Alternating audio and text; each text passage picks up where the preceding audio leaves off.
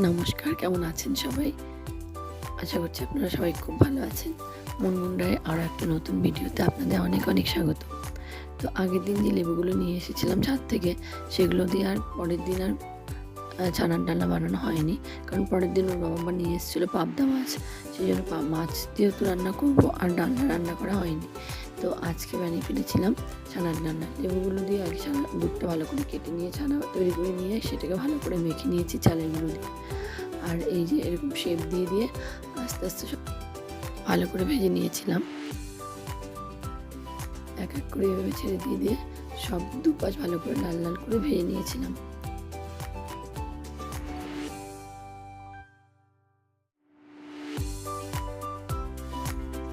এদিকে এগুলো ভাজা হতে হতে আরও যতটুকু ছানা বেঁচে গিয়েছিল সেটাও ভালো করে শেপ তৈরি করে নিলাম। নিয়ে সেগুলো রেডি করে রাখলাম, যে এগুলো ভাজা হয়ে গেল ওইগুলোও ভেজে নিয়ে নেব।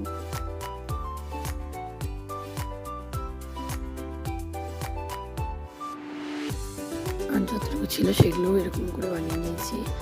এরপর সবগুলো একবারে ভেজে নেব। ওইদিকে ছানাগুলো ভালো করে ভাজা হতে হতে আমি এইদিকে সব যা যা লাগবে সেগুলো কেটে নিয়েছি। আলু, কাঁচা লঙ্কা, আর আলু তো এমনিতেই লাগবে, আর মশলার জন্য কাঁচা লঙ্কা, টমেটো আর আদা, আর একটু জিরে দিলে, গোটা জিরে দিলেও হতো, কিন্তু যেহেতু আগের থেকে ভিজিয়ে রাখিনি জিরেটা ভালো করে পেস্টটা ভালো বলে গুঁড়ো জিরে দিয়েছিলাম এখানে। আর এই যে এদিকে আমার সমস্ত মশলাগুলো ভাজা হয়ে গেছে। আর এই যে কড়াই বসিয়ে দিয়েছি, কড়াইতে শুকনো লঙ্কা, গোটা জিরে আর দারচিনি আর এলাচ দিয়ে দিলাম। এবার আলুগুলোকে ভালো করে ভেজে নিয়েছিলাম লবণ আর হলুদ দিয়ে। এদিকে আমার মশলাও রেডি হয়ে গেছে, মশলাটা এবার দিয়ে দেবো। মশলা দিয়ে ভালো করে কষিয়ে নিয়ে নেবো। এবার ঢাকা দিয়ে দিলাম যাতে আলুটা সেদ্ধ হয়ে যায় আর মশলাগুলো আস্তে আস্তে সুন্দরভাবে ভাজা হতে থাকে। এদিকে ফ্লেমটা বাড়ানো ছিল, সেটা একটু কমিয়ে দিলাম, নাহলে মশলাগুলো ভালো ভাজা হবে না, কিন্তু পুড়ে যাবে। সেই জন্য রান্না করতে করতে দেখলাম যে প্রচণ্ড ঝড় উঠছে আর কি।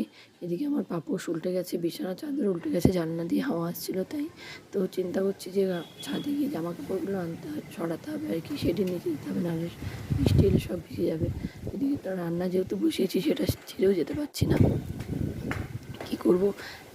লো ফ্লেম করাই ছিল, চলে গেলাম ছাদে, গিয়ে দেখছি প্রচণ্ড হাওয়া, নিজেকে সামলানো যাচ্ছে না। এদিকে টব গাছগুলো সব পড়ে গেছে, আর এই অবস্থা ক্লিপ দেওয়া ছিল তাই আটকে আছে কোনো রকম জামা কাপড়গুলো। তো সেগুলো সরাতে হবে, বৃষ্টি যখন তখন নামবে। আর এদিকে যেহেতু গাছগুলো পড়ে গিয়েছে তাই ক্যামেরাটা রেখে দিয়ে আমি গাছগুলো তুলে রাখলাম।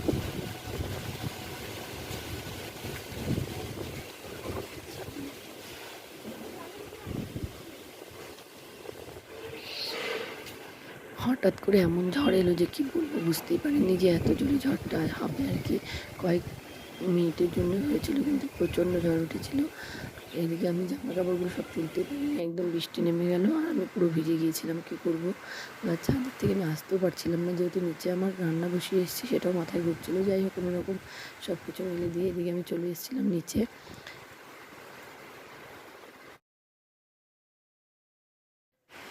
নিচে এসে রান্না দেখার আর সময় নেই, এদিকে আমি জানলা খুলে গিয়েছিলাম, দেখছি এবার এই পরিস্থিতি। জানলা যেহেতু পূর্ব দিক থেকে হাওয়ার ঝড় আসছিল, পুরো জানালা ভেজে গেছে, বিছানা ভেজে গেছে, বিছানার সামনে মেয়ের কোলবালিশ দিয়েছিলাম সেগুলো একদম জলে একদম চুপচুপা হয়ে গেছে। যাই হোক, সব জানলাগুলো বন্ধ করে দিলাম। মেঝেটি যে একদম পুরো ভরে গেছে জলে, সেগুলো পরিষ্কার করতে আমার যে কতক্ষণ সময় লাগবে, আর যেহেতু ছোটো বাচ্চা আছে সেহেতু আমাকে তাড়াতাড়ি এগুলো পরিষ্কার করতে হবে, নাহলে কতবার যে স্লিপ করে পড়বে তার ঠিক নেই।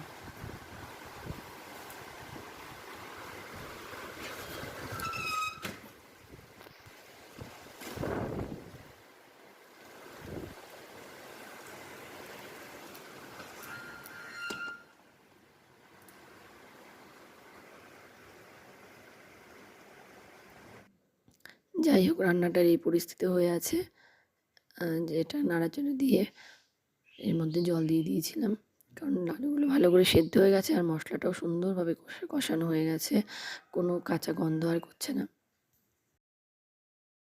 পরে এর মধ্যে কিছু গোটা কাঁচা লঙ্কা দিয়ে দিয়েছিলাম, যেহেতু যখন পেস্টটা করেছিলাম মশলা, তখন দুটো দিয়েছিলাম, কারণ মেয়ে যেহেতু খাবে সেই জন্য ঝাল কম খাবে আর কি, সেই জন্য। আর গোটাগুলো দিয়েছিলাম, মেয়েরটা নামিয়ে নিয়ে পরে গোটা লঙ্কাগুলো আমি আবার ভেঙে দেবো। আর এর মধ্যে দিয়ে দিলাম একটু কসুরি মেথিটা দিলে না, নিরামিষ রান্না যেহেতু খুব ভালো হয় খেতে। আর যারা কাসুরি মেথি রেগুলার ইউজ করেন তারা তো জানেনই যে কাসুরি মেথি কতটা টেস্টি, আর গন্ধটাও ভীষণ সুন্দর হয়। এদিকে আমার জল দেওয়ার পরে ফুটে উঠছে জল, এবারে সব ছানাগুলোও দিয়ে দিলাম, দিয়ে একটু ফুটিয়ে নিয়ে নামিয়ে নেব।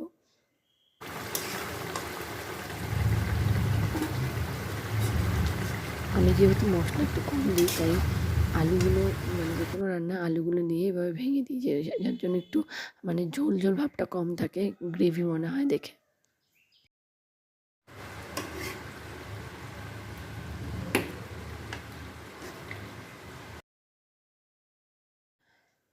যাই হোক, মেয়ের জন্য নামিয়ে রেখেছিলাম, তারপর লঙ্কাগুলো ভেঙে দিয়েছিলাম। আমার রান্না এখানে কমপ্লিট। এরপর আমার সেই যেগুলো ভিজে গেছে ঘরটা সেগুলো পরিষ্কার করতে হবে। আর এদিকে বিকেলবেলা আমি বেরিয়ে গিয়েছিলাম একটু বাজারে, যেহেতু মাস পড়ে গেছে, মাসের বাজার আনতে হবে। এই মাসের বাজারে মানে এটা সেটা টুকটুক করে শেষ হয়ে গেছে, সব শেষ হয়নি, না গেলেও হতো, কিন্তু লাগবে কিছু কিছু জিনিস, তাই বেরিয়ে গিয়েছিলাম মাসের বাজার করতে। তো সবাই এতক্ষণ ধরে আমার ভিডিওটা দেখেছেন, অনেক অনেক ধন্যবাদ তাদেরকে। আর আমার ভিডিওগুলোতে কোথাও কোনো ভুলভ্রান্তি থাকলে অবশ্যই আপনারা আমাকে কমেন্টে জানাবেন, কারণ আমি নিজের ভিডিও তো নিজে বুঝতে পারি না কোথায় কী ভুল হচ্ছে। তো আমাকে জানালে আমি ভালো মানে উপকৃত হব, আর সেই জায়গাগুলো ঠিক করার চেষ্টা করব। আর যাই হোক, আমরা এদিকে চলে এসেছি বাজারে, মাসের বাজারগুলো সব করে নিচ্ছিলাম এক এক করে। আর প্রথমে যে ভিডিও ক্লিপটা দিয়েছিলাম সেটা দেখে নিশ্চয়ই বুঝতে পেরেছেন আপনারা। আমরা বাজার করে নিয়ে যাওয়ার পরে আমি আর খেয়াল করিনি, কোনো একটা কিছুর সঙ্গে হয়তো লেগে গিয়েছিল, তেলের প্যাকেট, সর্ষের তেলের প্যাকেট একটু সামান্য একটা জায়গায় কেটে গিয়েছে, আর তেল পুড়ে পুরো ভেসে গিয়েছে। আমি খেয়াল করিনি। প্রথমে বাড়িতে গিয়ে ব্যাগটা রাখার পরে আমি আমার ছেলে আর মেয়েকে আমার বাপের বাড়ির থেকে আনতে গিয়েছিলাম, কাছেই যেহেতু আমার বাপের বাড়ি, ওদেরকে আনতে গিয়েছিলাম। তো এনে দেখছি যে নিচে, ব্যাগের নিচে এরকম তেল তেল মনে হচ্ছে কি যেন। তারপর লাইটটা জ্বালিয়ে দেখলাম পুরো তেল পড়ে গেছে, প্রায় 200-250 মতো তেল পড়ে গেছে। তো যাই হোক, কী করা যাবে, সেগুলো পরিষ্কার করতে করতে আমার রাত্রেবেলা অনেকক্ষণ সময় লেগেছিল, যেহেতু তেল সহজে উঠতে যায় না, সেগুলো সার্ফ দিয়ে পরিষ্কার করতে হয়েছে। যেহেতু মাসের প্রথম দিক প্রচণ্ড ভিড়, লাইন ছিল অনেক আর কি, তাই ওর বাবাকে বলছিলাম যে তুমি ট্রলিটা নিয়ে ওখানে লাইনে গিয়ে দাঁড়াও, আমার যা যা লাগবে আমি এক এক করে ওখানে গিয়ে দিয়ে আসবো। তো শেষে তাই করেছিলাম, লাইনের পেছনে পড়ে যেতাম। যাই হোক, সব নেওয়া হয়ে গেছে, এবার বাড়ি এসে এই পরিস্থিতি। সেগুলোকে পরিষ্কার পরিচ্ছন্ন করলাম। অনেক উপরের থেকে কিছুটা নিয়ে রেখেছিলাম, যেহেতু উপরেগুলো তেমন তেল ভরেনি, নিচে যেগুলো ছিল সেগুলোতেই তেল ভরেছিল। তো পরে আর রাতে কোনো ভিডিও ক্লিপ নেওয়া হয়নি, এগুলোই করছিলাম।